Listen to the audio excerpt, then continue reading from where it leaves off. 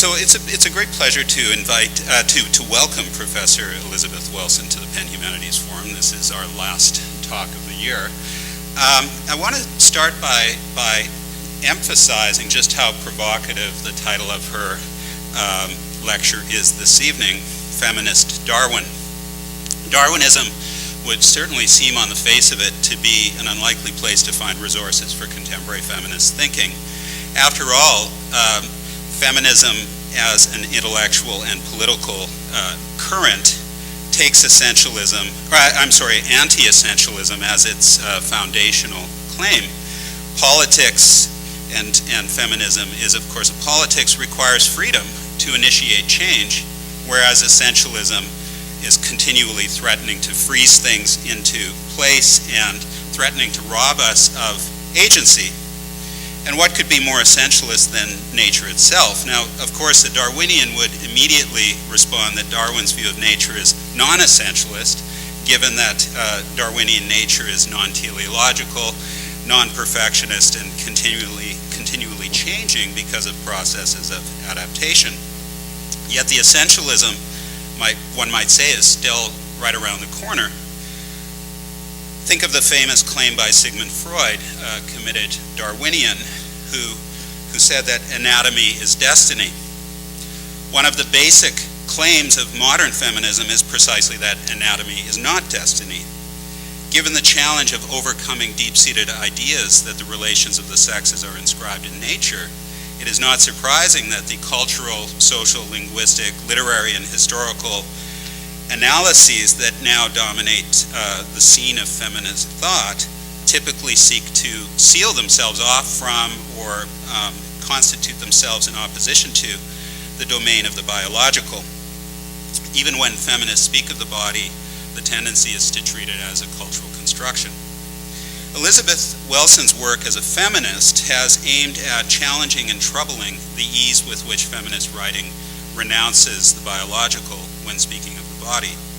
In taking up this aim, Professor Wilson's books occupy a fascinating and productive intersection where cognitive psychology, neurology, deconstruction, psychoanalysis, and feminism meet.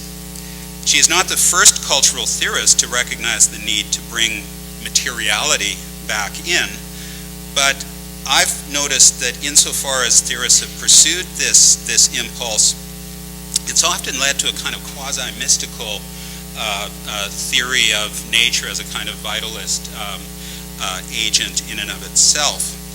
And one of the things that I find very interesting about Professor Wilson's work is that she's not shied away from asking how biologically reductionist demands might have the potential to expand our theories of the body in important, innovative, and exciting ways. It is fitting that this year's series of public lectures should conclude with a lecture from Elizabeth Wilson.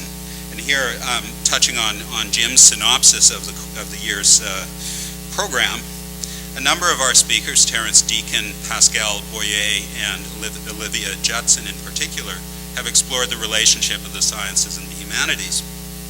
Deacon from the standpoint of language development, Boyer from that of the origins of creativity through the evolution of cognitive skills, and Judson through the imaginative potentialities opened up by her holistic vision of the intersections of geological time and the evolution of life. But all of those speakers stood more or less firmly on the side of the sciences. To a much greater extent, Professor Wilson really occupies a kind of middle space between the humanities and the sciences, an ambition nicely signaled by her description as a feminist scientist and a scientist feminist. Moreover, as her topic today suggests, she stages a much more direct confrontation, or to put it more peacefully, dialogue between the life sciences and the humanities. Elizabeth Wilson earned her PhD in psychology from the University of Sydney. She was an Australian Research Council Fellow at the University of New South Wales prior to moving to Emory University, where she is Professor of Women's, Gender, and Sexuality Studies. She's the author of several books, Neural Geographies, Feminism, and the Microstructure of Cognition, which appeared in 1998, Psychosomatic, Feminism and the Neurological Body in 2004, and most recently, Affect and Artificial Intelligence, published in 2010.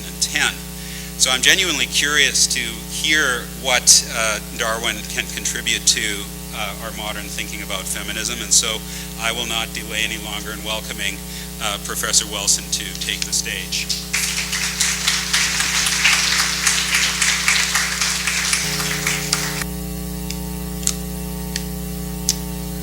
Thank you so much for that introduction. It is a delight to be here. So thank you, Jim, for the invitation to come here. It has been a very prestigious series, and I'm delighted to be in this kind of company. And can I also repeat the thanks to Sarah Varney for the administrative support. Okay, if you can't hear me, if the sound drops out, just yell out. The paper that I'm going to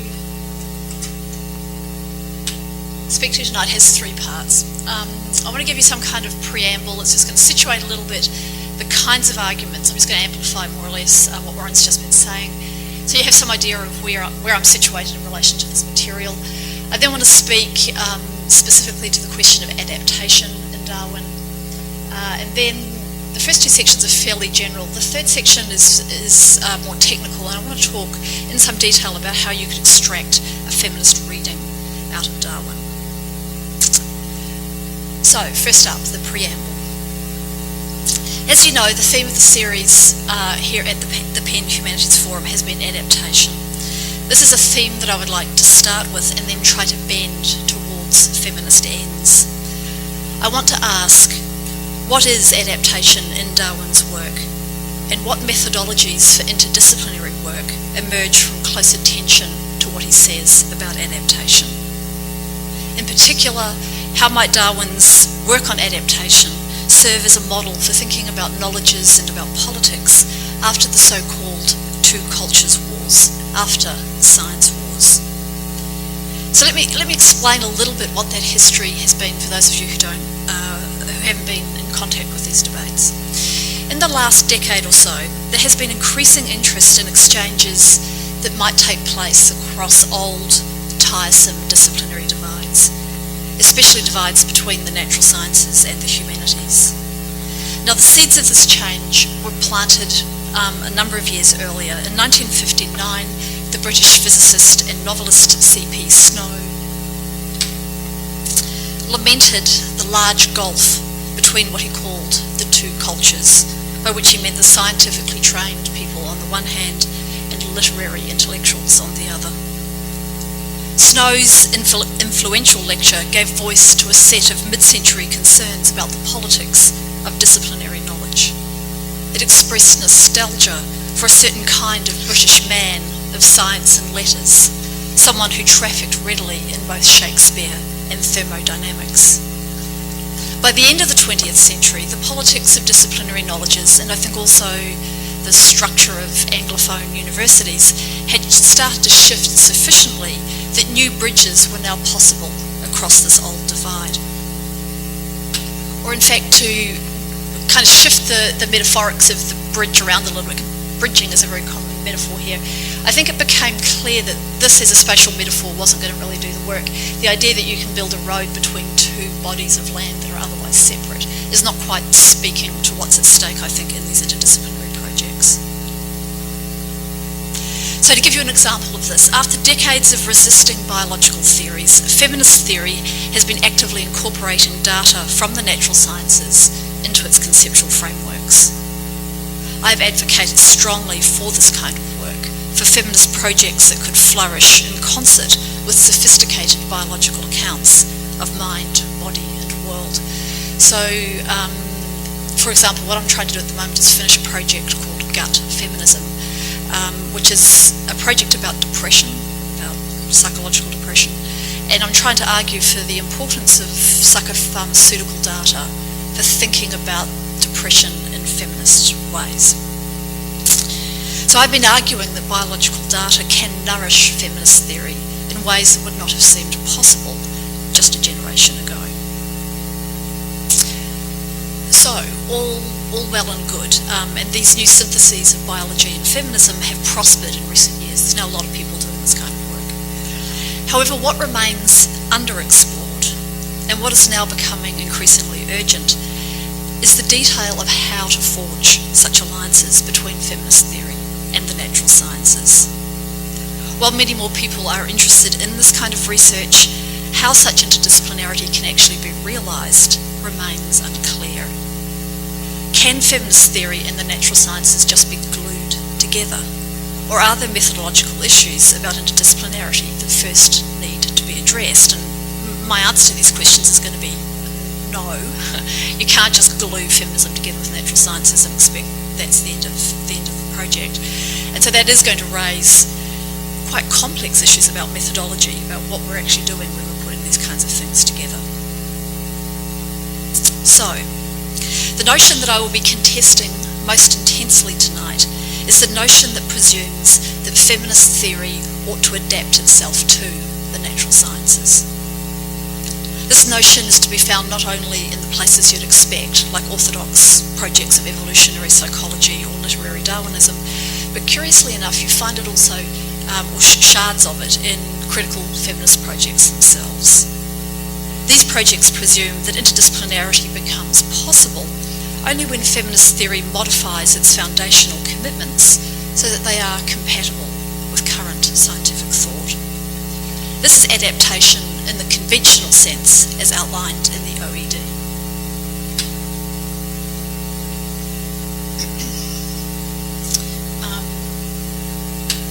So this is from the Oxford English Dictionary. This is the 7th definition that it gives of adaptations, the biological definition. A process of change or modification by which an organism or species becomes better suited to its environment or ecological niche. And what you'll note is that the OED says that adaptation in this sense is usually used grammatically as adaptation to or adaptation for. And we see this amplified further in the etymology from the Middle French and the Latin, the action of accommodating one thing to another. So this is what I would like to argue against. The grammatical usage that the OED points to, adaptation to another thing, particularly to its environment, is crucial to the argument that I want to make this evening. This idea of adaptation to suggests the passivity of the object to its environment. It suggests a compliant partner that accommodates or acquiesces to the greater potency of environmental influence. So, for example, the cactus adapts itself to the dry conditions of the desert. A moth becomes more and more like the trees on which it lives. Finches become differently adapted to the ecology of their separate island homes. And of course, feminism becomes better suited to its neoliberal, biomedically saturated environment. So much of the interdisciplinarity between the humanities and the natural sciences takes this mode of adaptation to be its model. One partner in the exchange is required to remodel itself after the other, more potent collaborator. At its most conservative, this methodology takes biological theories to be the final empirical validation of scholarship in the humanities. New theories of neurological plasticity, for example, are now being taken up as decisive verification of humanities-based theories of variability. A theory of gender performativity or sexual perversion now becomes respectable to the extent that it finds empirical validation in the brain sciences or in genetics. In these kinds of projects, scientific data gives solid ground to theories that hitherto have been seen as merely speculative. Now, this strikes me as a very limited methodology, but importantly for the discussion tonight, it's a very un-Darwinian methodology. So what I would like to do is I'd like to recruit some of Charles Darwin's writings to help us think in more dynamic and less accommodating ways about the politics of interdisciplinarity, especially as it relates to feminist theory. So I start with the assessment that too many of the new syntheses of the sciences and the humanities are just monochromatic in their ambition. Many of these projects strive for seamless knowledge in ways that are at odds with the anti-foundationalism of feminist theory. And by anti-foundationalism, what I mean is that the theoretical position, if you like, that knowledges are always built in particular kinds of ways. They're always partial, political, normative. They are always enmeshed with power, and they have a deeply ambivalent relationship to rationality. So in the end, I'm suggesting these orthodox interdisciplinary projects generate not dialogue, but a kind of epistemological monotony. They advocate for consilience. The word most usually associated with E.O. Wilson's book. So these projects are often consilient in their ambitions, by which they hope that everything in the end will line up, everything in the end will eventually make good sense, and everything in the end can be brought under one explanatory order. It seems to me that in the wake of the two cultures, we are now in danger of generating something just as ruinous politically and epistemologically, that is, conceptual monocultures.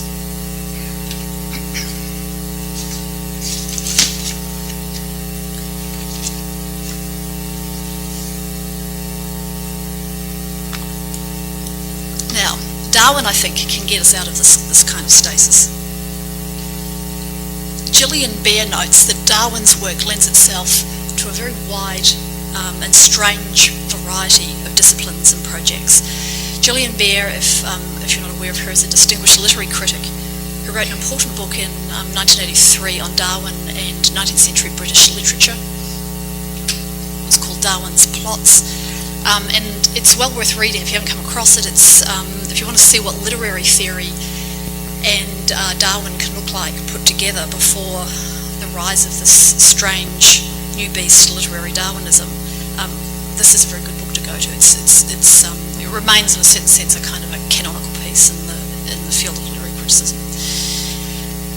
And while I'm talking about literary Darwinism, can I recommend to you, if you haven't seen it already, Jonathan Kramnick's article in the recent issue of the journal Critical Inquiry. It's called Against Literary Darwinism. It's an extremely skillful intervention into the field.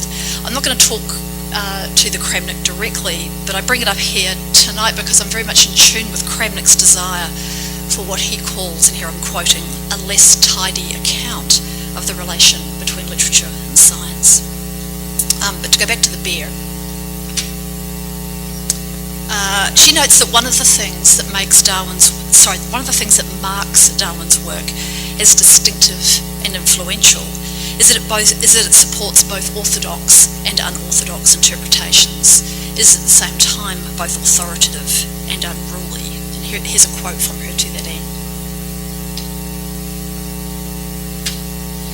She says, "Evolutionism has been so imaginatively powerful precisely because all its indications do not point one way. It is rich in contradictory elements. Darwinian theory will not resolve into a single significance, nor yield a single pattern. It is essentially multivalent. It renounces a Cartesian clarity or univocality. Darwin's method of argument and the generative metaphors of the origin lead into profusion and extension." So there is a conceptual superabundance in Darwin's work that I would like to exploit here, and in so doing what I'm hoping to do is to wrest Darwin back from the overly rationalist conservative radicality of writers like Steven Pinker, Dan Dennett and Richard Dawkins. To do that, let me turn to the opening pages of The Origin. What does Darwin think adaptation is? So this is the second part of the paper. I want to talk directly to the question of adaptation. So let me start with a small but nonetheless crucial observation. Darwin begins The Origin of Species writing not about adaptations, but about co-adaptations. Here is his first mention of adaptation, and this is from, I think, the second or third page of the introduction. He says, "In considering the origin of species, it is quite conceivable that a naturalist, reflecting on the mutual affinities of organic beings, might come to the conclusion that each species had not been independently created, but had descended like varieties from other species." And this, of course, is the argument he's about to unfold. Nevertheless, he says, such a conclusion, even if well-founded, would be unsatisfactory until it could be shown how the innumerable species inhabiting this world have been modified so as to acquire that perfection of structure and coadaptation that most justly excites our admiration.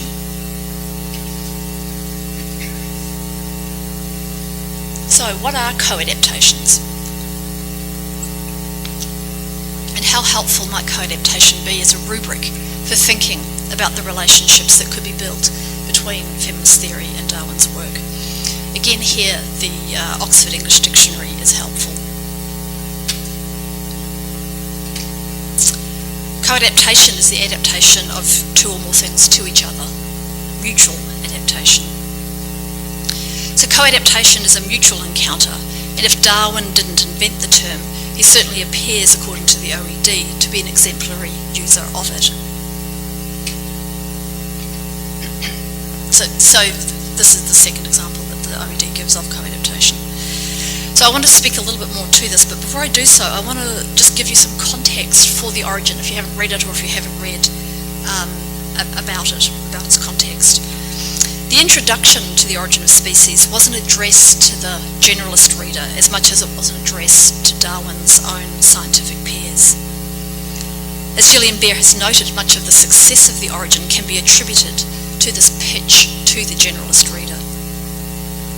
In 1859, the year The Origin was published, if a general reader was acquainted with the theory of evolution, it was likely because she or he had read a book called The Vestiges of the Natural History of Creation. The Vestiges had been published anonymously in 1844, so 15 years earlier. It was a largely speculative and empirically weak work on transmutation. However, it had been widely read and commented on by the time Darwin brought his theory of natural selection to public attention in 1859. And in fact, as you can see here, this is various versions of The Vestiges. The Vestiges had undergone 10 editions by the time The Origin was published, and it was said that the book had been read by Queen Victoria, Abraham Lincoln, and George Eliot, and no doubt most of the political radicals in England at the time. Darwin's correspondence indicates that he read The Vestiges about the time of its first publication, sometime in 1844, and he guessed correctly who the author of it was. The author was a Scottish writer called Robert Chambers. Although he wasn't officially, I think he was widely understood to be the author, but he wasn't officially known as the author until after his death in the 1870s, I think. Darwin found The Vestiges a problematic but engaging book. In a letter to his cousin in 1845, after he'd read it, he calls it that strange, unphilosophical, but capitally written book.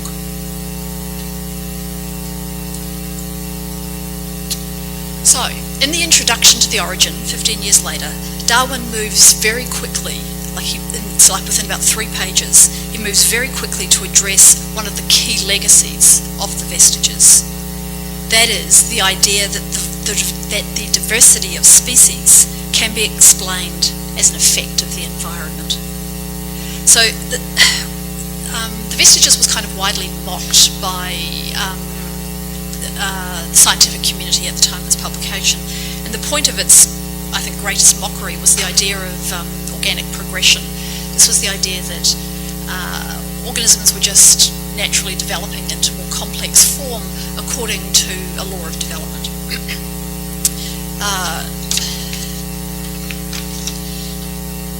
But what I'm wanting to get at is that a key part of that law of development, the idea of progressionism, was Chambers' idea about the influence of the environment on form.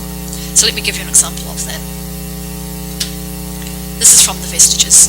Chambers argues the whole train of animate beings, from the simplest and the oldest up to the highest and the most recent, and here he's talking about the transition from polyps to mollusks to vertebrates, that these animate beings are then to be regarded as a series of advances of the principle of development, which have depended upon external physical circumstances to which the resulting animals are appropriate. So to the extent that Darwin needed to refute the progressionism of the vestiges, he also needed to refute the idea that external physical conditions exert a unilateral influence on organic form. That is, Darwin needed to explain the process of evolution as something other than the passive adaptation of the organism to a fixed environment, as something other than a divine fit of creatures to their situation. So one of his first concerns as he begins the origin is to dispatch the kind of crude environmentalism that is to be found in the vestiges, and to gesture towards a more dynamic set of relationships amongst animals and plants, and geology and climate. Under Darwin, adaptation is going to be something other than accommodation.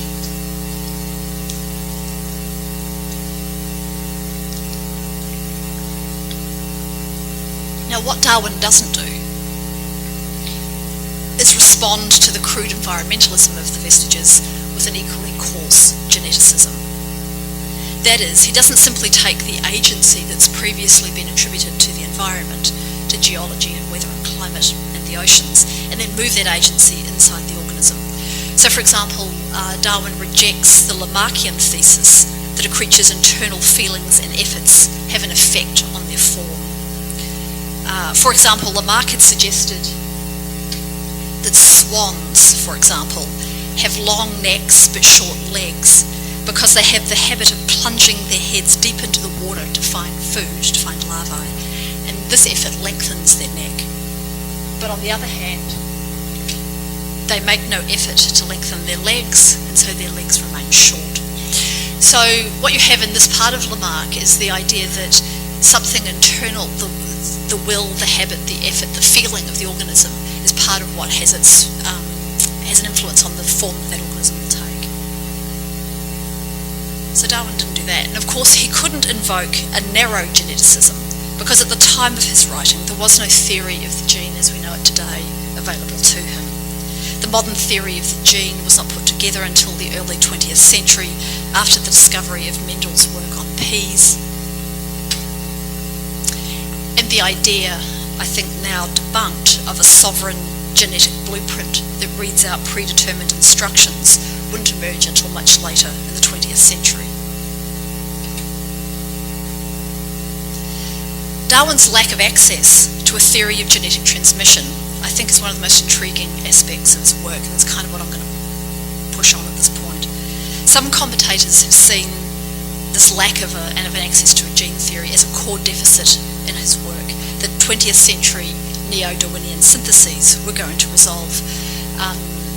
The early 20th century neo-Darwinian synthesis is the bringing together of Mendelian genetics with the theory of natural selection and a little bit of population genetics, and it kind of resolved the question of the Lamarckianism that had governed a lot of 19th century biology.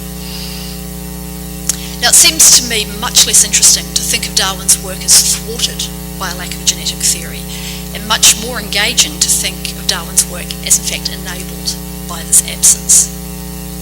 The particularities of mid-19th century science gave to Darwin an enormous opportunity that we don't have today. That is, because he was blessed to live in a time prior to the discovery of the gene, and so prior to an era of crass genetic hypothesizing, Darwin's response to the environmentalism of his predecessors had a lot more conceptual room to move. Consequently, Darwin was able to imagine much more nuanced evolutionary mechanisms than we tend to see today in the wake of sociobiology, in the wake of the selfish gene, evolutionary psychology, and in the wake now of literary Darwinism. So as we emerge out of a period of overly rigid divisions, is it nature or is it nurture, as both environmental and genetic theories are becoming more complex and more folded. And here I mean these theories are folded back on themselves, but they're also folded inside each other in very interesting ways. With all of this going on, Darwin's emphasis on coadaptation and mutuality remains salutary. So what I'm getting at here is this. Darwin was able to elaborate a very intricate theory of adaptation that's largely uninterested in the divisions of nature-nurture or environment-gene that we labour under today. So he brings to the environmentalism of his day what we might just call this kind of simple theory of accommodation. He brings to that body of work a theory of coadaptation, a theory of imbrications, mutual affinities, and organic reciprocities. And I want to give you a couple of examples of this from the origin. This is from the introduction, again very early, page 5.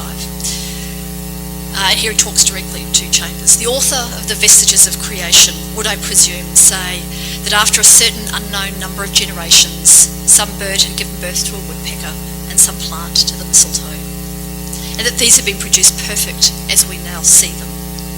But this assumption seems to me to be no explanation, for it leaves the case of the co-adaptations of organic beings to each other and to their physical conditions of life untouched and unexplained.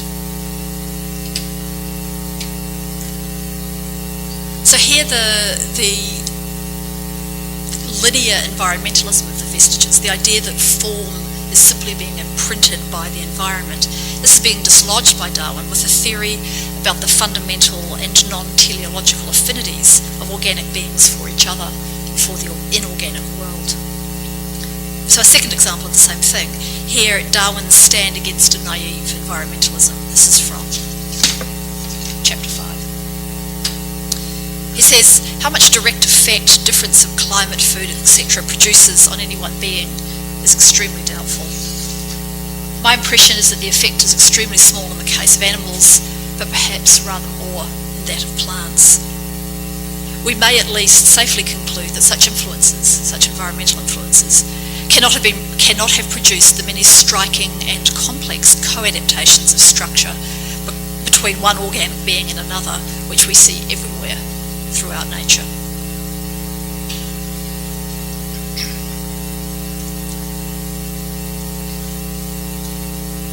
So what is clear throughout the origin is that it is the play between organisms widely dispersed yet nonetheless intimately attached to each other, that this is at the heart of Darwin's account of life and the development of different form. This is not simply the meeting or the interaction between individuals of species in times of mating or warfare or migration or hunting. Rather, it is a much deeper intimacy amongst the substrata of animal and plant and rock and wave.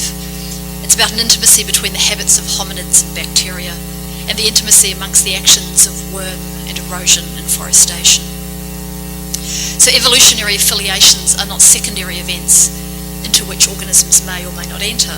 Rather, they are the very mechanism by which organisms come to be. It is the mutuality that generates all form. So for Darwin, adaptation is always co-adaptation, and natural relations are always ones of deep mutuality. So here are two more examples to that end. Two more shorter examples. Let it be borne in mind how infinitely complex and close-fitting are the mutual relations of all organic beings to each other and to their physical conditions of life. From the conclusion, this is, I think, a fairly strong statement. The most important of all causes of organic change is the mutual relation of organism to organism. It is in this spirit that Darwin ends the origin with the famous metaphor of the entangled bank. This is the very last paragraph of the book. This is the opening sentence of the last paragraph. It is interesting to contemplate an entangled bank, clothed with many plants of many kinds, with birds singing on the bushes, with various insects flitting about, and with worms crawling through the damp earth, and to reflect that these elaborately constructed forms, so different from each other and dependent on each other in so complex a manner, have all been produced by laws acting around us. So by this logic, all evolutionary relations for Darwin are co-evolutionary relations, and not simply the acquiescence of one entity to the presence of another. So the world then is ordered by mutualities. It is not ordered by unilateral directives in which, say, the brain, or a gene, or a hormone, or a mother's influence, or an ideological imperative, or an institutional law on their own determine the world's form and fate. Oftentimes, these mutualities are murderous and brutal. Rarely are they rational. They may vary in intensity or duration, but they are never unilateral determinations. The influential feminist theorist Donna Haraway has said, to kind of sum this up in a very short sentence, the relation is the smallest unit of being and of analysis. That is, mutuality is foundational to both ontology and epistemology. What we've seen is that for Darwin, mutuality is at the very heart of nature. What I would like to argue from this point on is that mutuality is also the mechanism by which robust interdisciplinary knowledges can be built. So this is my third section.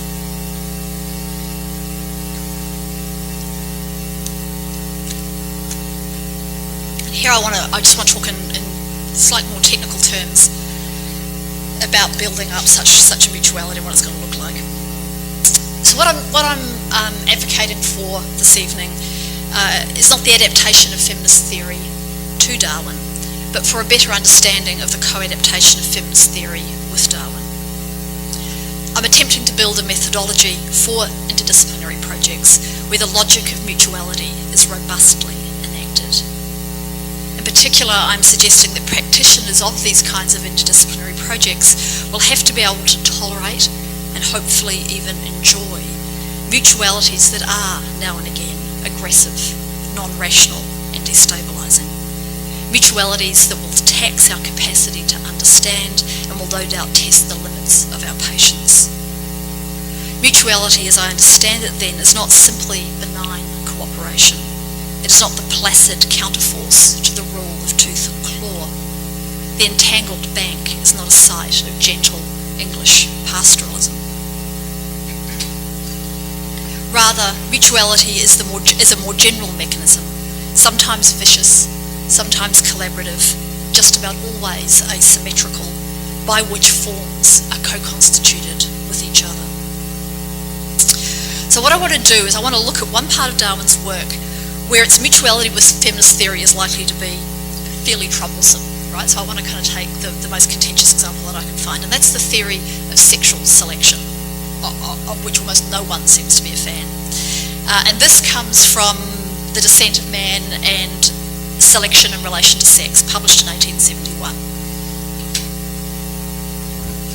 So rather than rejecting the theory of sexual selection outright under the name of gender or sexual equality, which is the line that's often taken in feminist theory. So rather than doing that, what I want to do is I want to find a reading of some of this contentious material that's going to help me frame a different way of putting feminist theory and evolutionary biology together. I want to show how Darwin, even at his most sexist, is still a guy that feminists should want to know. So again, I'm going to focus on what is perhaps one of the most contentious parts of the contentious theory of sexual selection. It's a very small section, quite late in the book, entitled Differences in the Mental Powers of the Two Sexes. So he opens this chapter by describing the key differences that sexual selection has wrought on humans. So the male is usually taller, heavier, and stronger. There are also differences in voice and the distribution of bodily hair.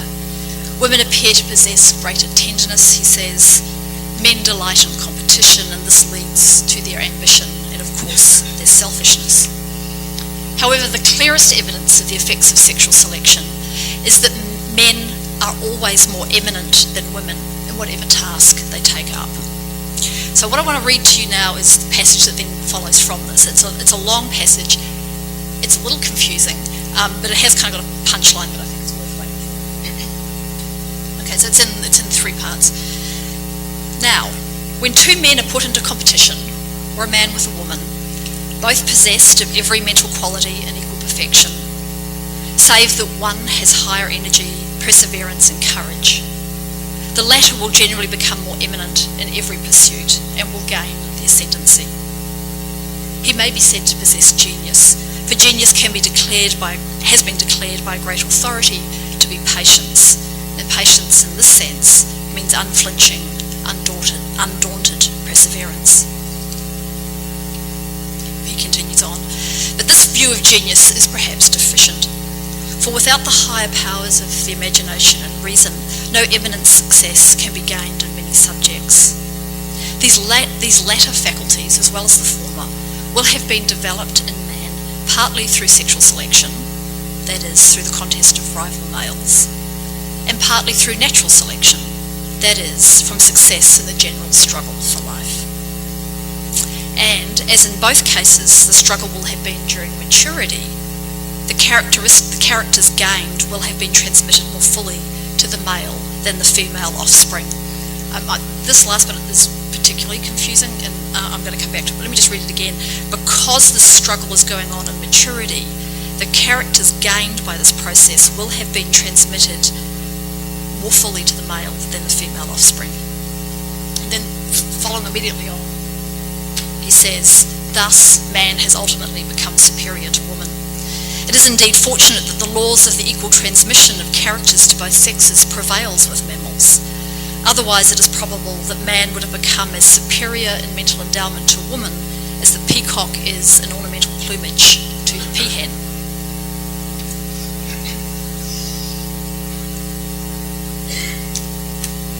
So what are we going to do with this?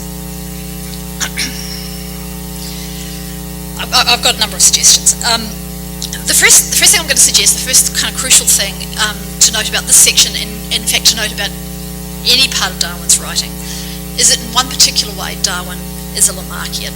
So while he rejected the notions of progressionism and spontaneous generation and so on and so forth, he maintained an attachment to Lamarck's doctrine of the inheritance of acquired characteristics. Let me tell you what that is if you're not familiar with that.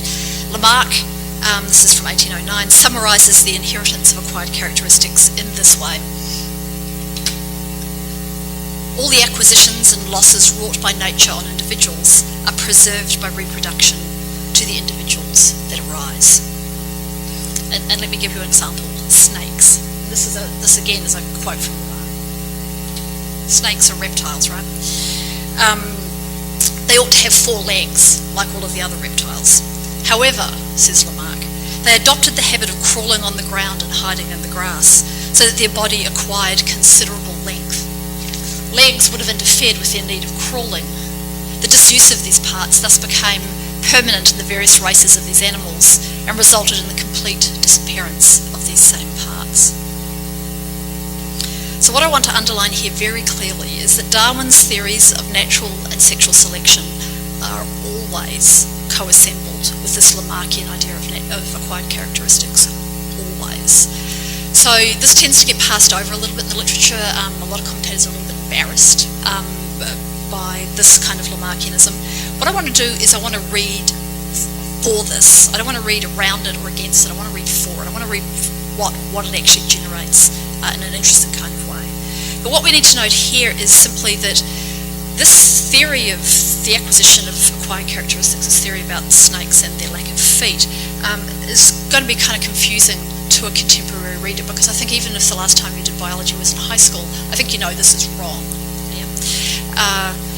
So we just need to note that it's going to be confusing. And then I also want to note here that one of the things to extract, some of the conceptual work that's being done here is that the Lamarckianism allows Darwin to argue that transmission of characteristics happens all through the lifespan. It doesn't just happen at the moment of fertilization, so when the egg and the sperm meet. It's going on continually through life. So let me give you one example of the Lamarckianism in Darwin that's going to help us make sense of that passage on mental differences. And this again is where it gets confusing because it's so counterintuitive. It took me a long time to work my way through this. Darwin claims in The Descent that what's most common is that characteristics are just transmitted equally to both sexes. So both male and female ducks have webbed feet, right? And this is how most characteristics are in fact inherited and transmitted equally to both male and female.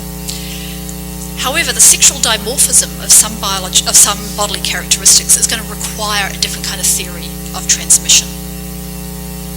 So to take a classic example, how are we going to explain the highly elaborate antlers in the male deer and the small or non-existing antlers in the female deer of the same species? Why has this characteristic not been developed equally in both sexes? what Darwin wonders at this point in the descent is that this has happened because these characteristics develop late in life. The antlers don't start growing until the deer are past puberty, if you like. Once you've gotten past puberty, he suggests, you can no longer transmit characteristics from one sex to the other. Whereas earlier in life, before reproduction or reproductivity, characteristics are equally transmitted between the sexes. So if you're still growing your legs, everybody will get legs in the same way. But if a characteristic is happening after powers of reproduction have been gained, they will likely be sexually dimorphic in this way. Again, this makes no sense. Yeah, it's because it makes no sense. But this nonetheless is what he's pondering on at this point. I mean, what's interesting about the descent is that all of his data is right, and he's struggling to kind of knit it together into a coherent theory when he doesn't have a theory of genetic transmission. So let me just keep pushing on this explanation as he's building it here. What he says is that after the power of reproduction has been gained, the sexes become so sufficiently different in their constitution that equal transmission between them or across the sexes becomes unlikely. And here's a quote to that end.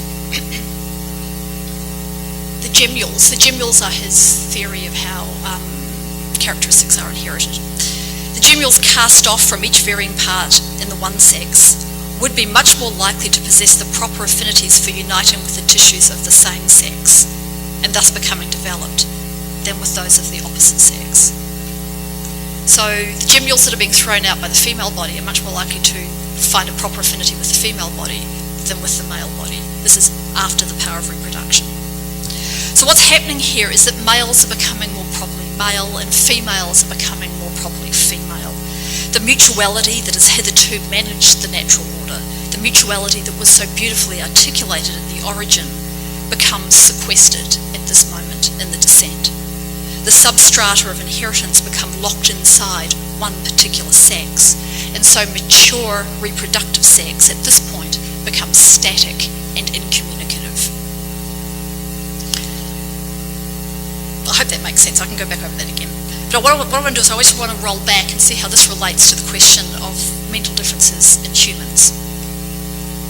So just to go back to the prior passage. So we have this notorious conclusion: man has ultimately become the superior to woman. And then immediately following, we find a Lamarckian claim that seems to destabilise this kind of gender conventionalism. This is the idea about the peacock. So in this passage, Darwin notes that it is fortunate that in mammals, characteristics that are usually equally transmitted. So let me start again. In this passage, Darwin notes that it is fortunate that in mammals characteristics are usually transmitted equally to both sexes. For this reason, humans are lucky to be saved from the fate of the peacock, where the transmission from male to male has generated profligate differences between the sexes. And actually, one of the things I like about this photograph is the camera can barely even find the peahen. Like, it's so enraptured by those feathers, the peahen. And if you go into Google, this is where I came from, looking for pictures, you can barely find a peahen. It's like the camera is so galvanized by this display of beauty. So the disparities between, what Darwin's suggesting here is the disparities between men and women in the mental sphere are much more limited than this situation. The grown man is not the mental equivalent of a lustrous, extravagant peacock, and a grown woman is not an intellectual peahen, small and drab. In this passage, Darwin seems to be supposing that there is probably more traffic between human genders than between peafowl genders. The characteristics of maleness in the peafowl have been hoarded by the male and amplified to extraordinary luminosity.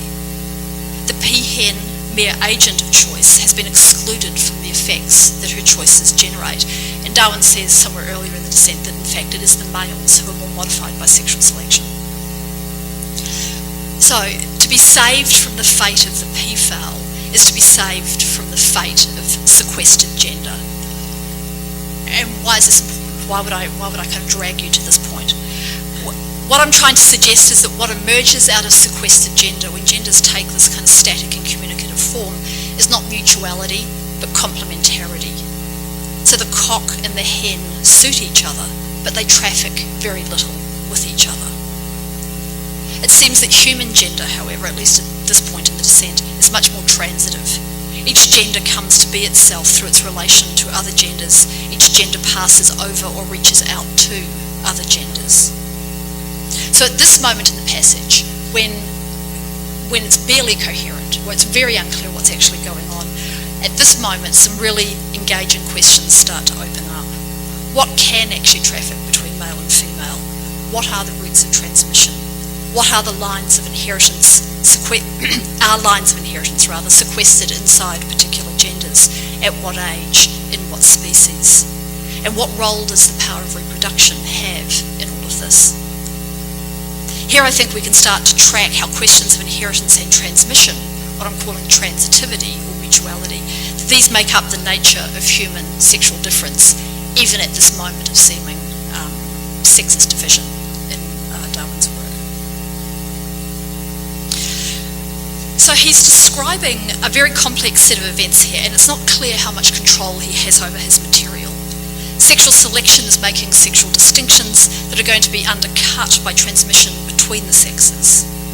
The extent to which this is the case in any one species is of course unclear. So there is an irresolvable tension in this passage between the characteristics that will be transmitted simply from male to male on the one hand, or on the other hand characteristics that will be inherited mutually and that will cut across gender segregation. So what I'm trying to get at conceptually is this: it's Darwin's Lamarckianism, in large part I think, that makes for this volatile, confusing, but in the end very enabling set of relations. That is, the inheritance of acquired characteristics allows Darwin to traffic, or allows Darwin to give a theory of traffic between bodies at any age and in any circumstances, and not just at the conventional point of the origin of life and fertilisation, the origin of the individual life. So what I'm kind of working my way to a conclusion here. I just want to note at this point that Darwin's own relation to Lamarck was fairly conflicted. So in a letter in 1845 to his great friend, the botanist J.D. Hooker, Darwin describes Lamarck's work as, and here I'm quoting, absurd though clever.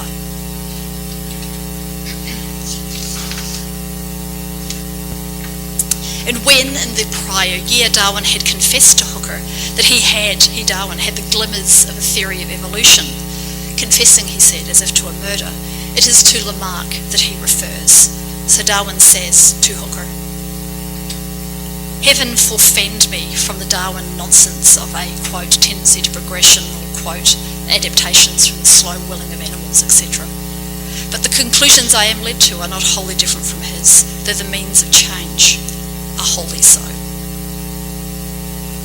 So I'm arguing that the Lamarckianism in Darwin amplifies and deepens the mutual affinities that he wanted to accentuate in all of his work, all the way through to the end, to the very last book on worms. You see the question of mutuality being worked. To the extent that Darwin is bleached of this conflicted Lamarckianism by the neo-Darwinian synthesis, the volatile forces of coadaptation are straightened out, and in the instance we'll be looking at, gender becomes less and less mutual and more like a domesticated matching pair. Men hunt, women gather. At this point, gender becomes all absurdity and very little cleverness at all. So, a conclusion. The descent, I think, what I'm trying to argue here is that the descent is an important part of Darwin's writing because it seems to anticipate one of the key revisions that his work is going to undergo after his death. That is the excision of the Lamarckianism. In the 1880s, Darwin died in 1881. In the 1880s, August Weismann showed that there is in fact a barrier between the germ cell and the body, and only the germ cell can be an agent of inheritance. This is called Weismann's barrier. So any acquisition or losses wrought by the individual body during its lifetime will be lost with that individual's death. In the descent, Darwin is trying to manage the mutuality of natural selection in relation to sexual differences. And if we don't simply reject the theory of sexual selection, we can follow Darwin as he struggles to contain this mutuality or transitivity in relation to gender and in relation to sexuality. And we can use this struggle, I think, as a template for investigating how these dilemmas are currently being managed in contemporary work in in biological and evolutionary theorising. So as the sciences of biology become more transitive in the early 21st century, that is, as data is gathered about epigenetic mechanisms, neurological plasticity, genomic folding, as all of this is unhappening, it seems to me that it presents an opportunity that we probably haven't had since the 19th century. That is, an opportunity to build theories of biogender or biosexuality that breach lines of propriety, that generate more entanglement and therefore more life. Thank you.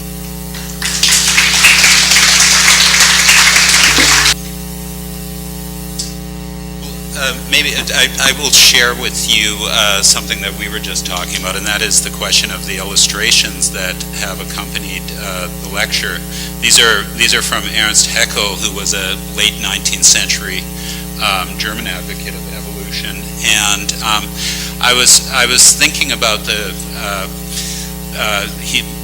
kind of very heavily teleological, monistic vision of evolution that is at work in Haeckel. And so I was wondering about the possible kind of conflict, actually, between the visual evidence that we're giving and the way in which this steers us towards a certain conception of evolution versus what we've been told about Darwin's potentiality for the feminist project. So perhaps you could... Yeah, I can say a little bit to that. I can't say much. I mean, maybe somebody here knows a little bit more about Haeckel than I do. You probably know more about it than I do.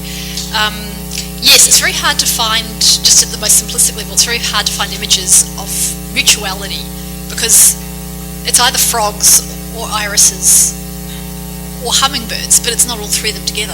So there aren't, in Haeckel, there aren't images of an entangled bank at all.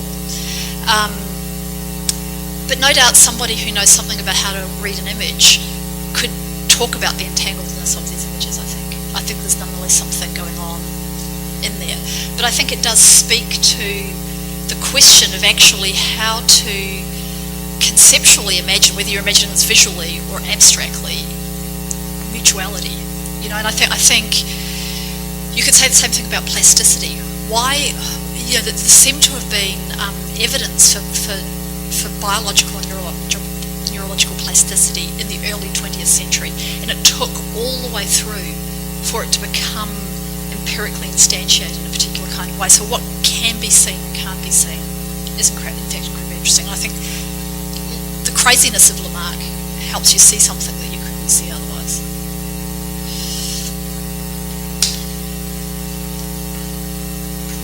Thank you. I guess I wanted to take up on the craziness of Lamarck because,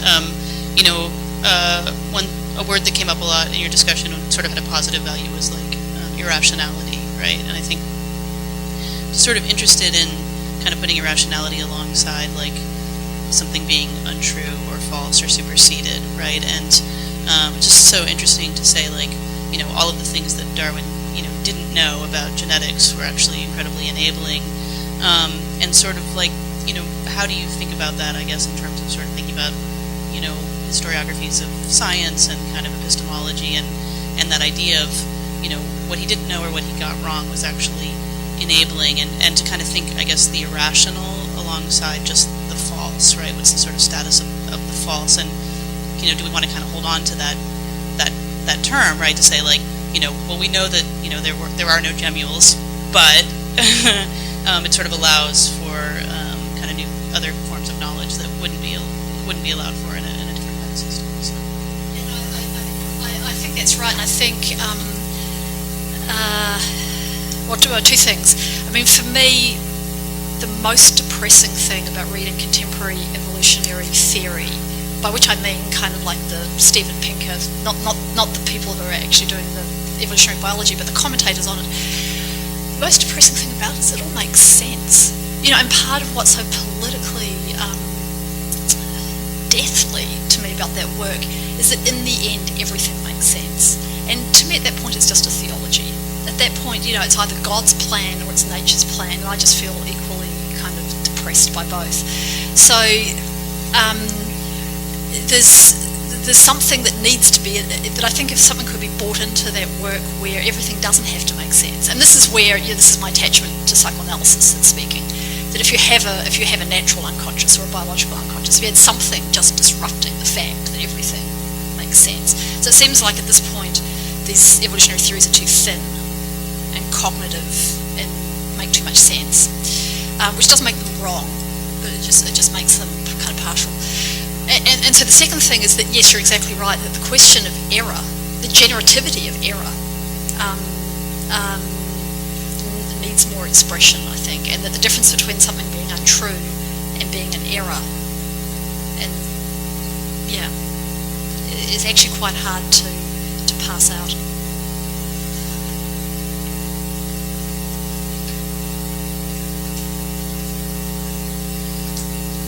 So, I have a question about the way in which your work perhaps fits with some of the feminist biologists who have also been working in order to bring together feminism and evolution, but from a much more biological perspective. So, for example, Joan Roughgarden, Sarah Blaffer-Hrdy, Patty Maloney, these women who have been working for decades to try and create a biological theory that encompasses multiple genders, different mating strategies, a multiplicity of gender perspectives within biology. So I feel like you're both coming at the same goal from very different perspectives. So if you could talk a little bit about their work and how your work fits into a different set of biological conversations, that would be very helpful. To a certain extent, I mean, a lot of this is motivated by a response to, in fact, Joan Roughgarden's work. Some of you may or may not know her work. She's a biologist, evolutionary biologist, I think, who's been arguing of recent that we just need to do away altogether with the theory of sexual selection. It's wrong in an uninteresting way. It's wrong from the get-go. And she's got a theory of social selection that she wants to replace that with. And she's been the object of a fair amount of viciousness from inside. I think she's retired now, but I think it's been a fair amount of viciousness directed at this idea. I can't comment on any of that because it's way outside my area of training. But what I would say to that is and this would have kept me talking for another hour. Part of what's really interesting about sexual selection for me is that it keeps libido, charm, and aesthetics in nature. So the whole thing about that peacock is it's beautiful, and that the beauty is doing some work. It's charming the peahen, it's making libido possible, and the rest of it. And it seems to me if you throw sexual selection out, I don't want to get rid of charm, aesthetics, and libido. That seems, again, like very depressing and kind of dead world. So you might want to reconfigure it a little bit. But in this sense, where I've been influenced most is by the work of a colleague of mine, Richard Doyle, who has written a defense of sexual selection to a large extent. This is in a book called Darwin's Pharmacy.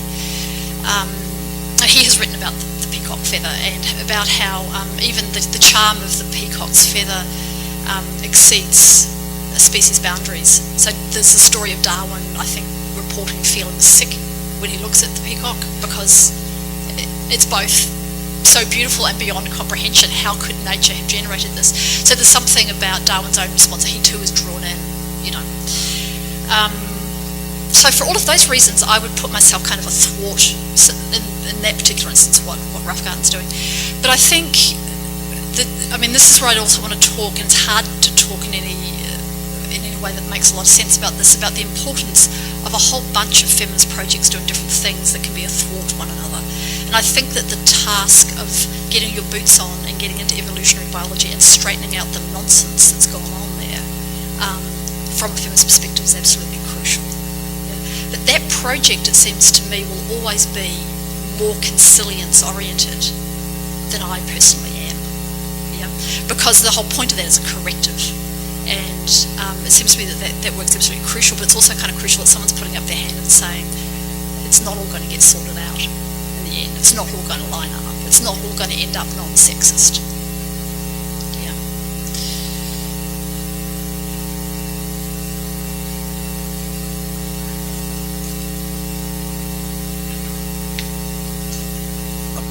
Back on the excess of peacocks, I think they are sickening to think about because the males we know tend to get stuck in the underbrush more and they can't escape predators as well.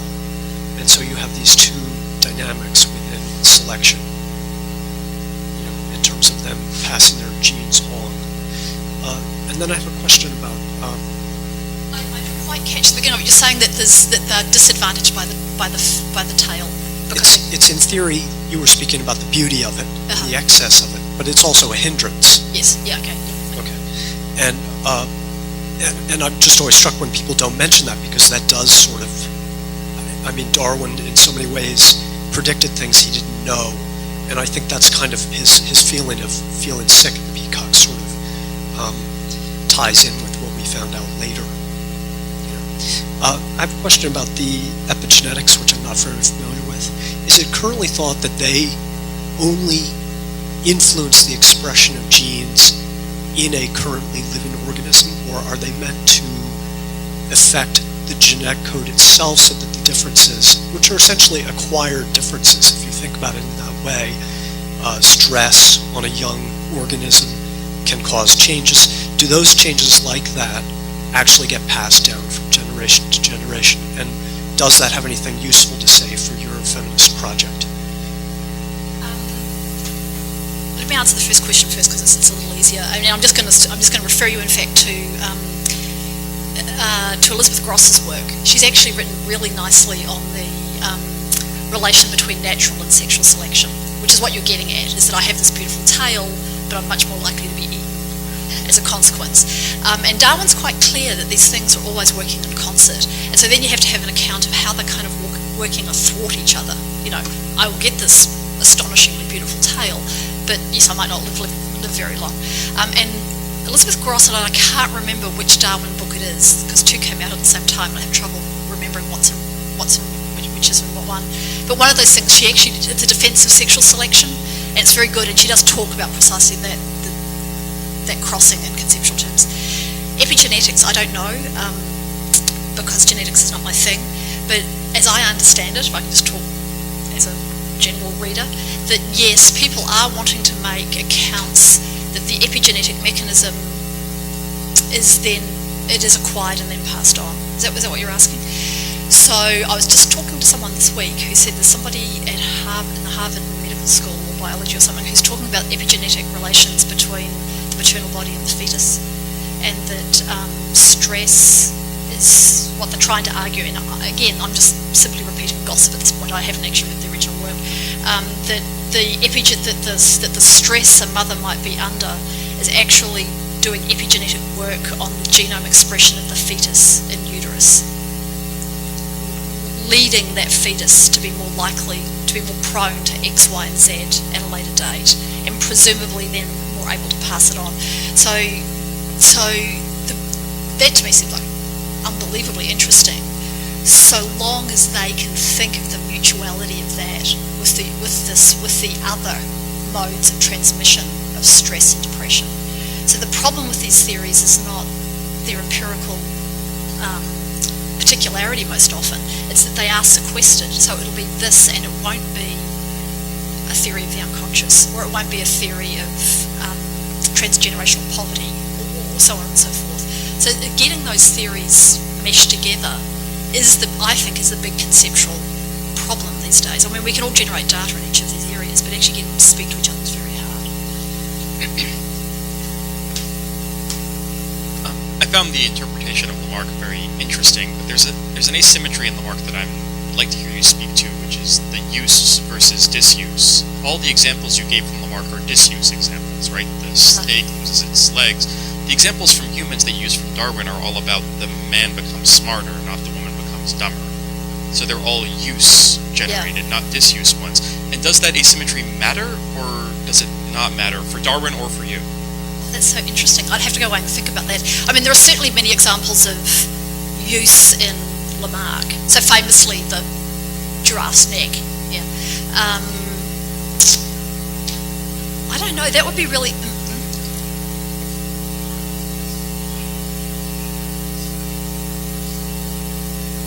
Yeah, you're right. Actually, I hadn't thought of that. Yes, that there is a tendency when Darwin talks about it to talk about things disappearing out of bodily form rather than things appearing.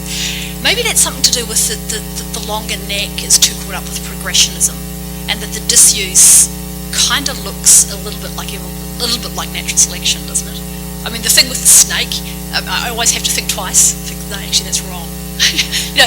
Like it seems kind of right. I remember being told, as a child in a biology class, this is not correct. I'm thinking, but it seems right. So there's something that seems right about the question of loss that doesn't seem right about the question of acquisition. Yeah, that's really interesting. So maybe something there.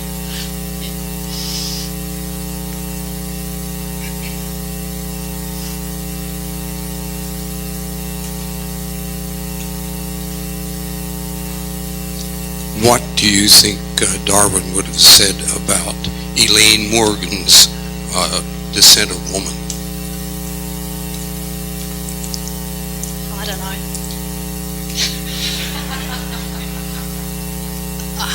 I think he probably wouldn't have cared.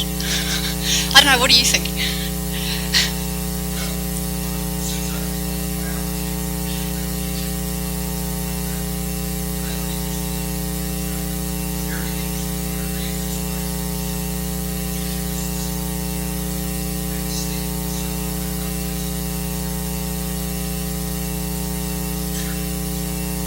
Because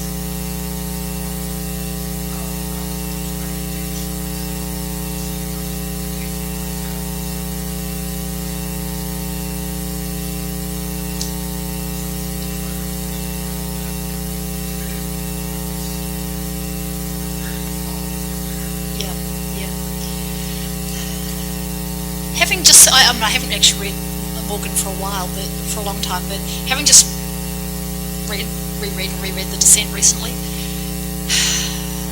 it doesn't feel like he really has got his heart in it. It feels like it's a little chaotic, in comparison to The Origin, which just feels like what it is, which is a work of genius. It's an epoch-making text. The Descent feels a little more chaotic, and one of the interesting things about The Descent is that it's got a decapitated head to it, which is the expression of emotions in man and animals, which he was going to put in with The Descent, and then he just wrote so much he had to make it a separate book. If you put the question of emotion back into the question of sexual selection, you would have a much more interesting book, but I think again you would have something deeply chaotic. And I think it offends, he strikes me as a thinker who, part of the mutuality was that he took so long to get that together because he wanted all of the little bits to fit, and The Origin does kind of fit in this beautiful way, in a way that the Descent seems kind of chaotic, and I think to put emotion back into it would have just made it even worse. So as soon as you put women into it, let alone feminism, everything's just going to fall apart in a way that I think he wouldn't like.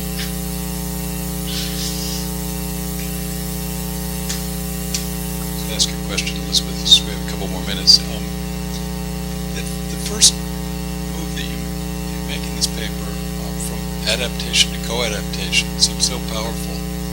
And thinking back on our whole series of adaptations, it's the first time I think anybody even used the term co-adaptation. Certainly the first time anyone used it in reference to Darwin. When we think of always adaptation to the environment, this is the phrase. And of course, Darwin uses adaptation a lot too. It's not just co-adaptation, but you pluck out these important passages where co-adaptation is the key term. When does that sort of disappear from understandings of Darwin, from readings of The Origin? Is that also in the 90s already? It just sort of, that's lost? Or it seems like you're really performing an important act of recovery in calling our attention to those passages. Yeah, that's interesting. I don't know. I mean, the reason I got onto this question of adaptation is because this is part of my generally autistic way of starting anything, is I got a searchable PDF of The Descent and typed in adaptation. And it's the joy of, these kind of technologies. And so up come every use of adaptation, and then you can see, it's highlighted in the PDF, co-adaptation, the first, I think, 3 uses are in fact co-adaptation. And then I got on to, okay, let's search for, all kinds of things. He actually uses mutuality much more often. So mutuality and affinity are words that he uses all the time, and not necessarily in a good way. Not necessarily in a positive way. That sometimes affinities are relations of destruction. The historiography question, I don't know. It would be really interesting I mean, maybe this goes back to the Haeckel business, like to see how his contemporaries took this up, like whether the question of mutuality was there or taken up, or whether, say, Spencer and social Darwinism just kind of sunk it, like immediately. Like as soon as you get the question of genetics, of Galton and Spencer and all of that, maybe it never gets up and running at that point. Although what Gillian Bear will say is, it's in George Eliot, that Middlemarch is a fictional, if I can just take a very sophisticated argument and put it in a sentence, that Middlemarch is the origin.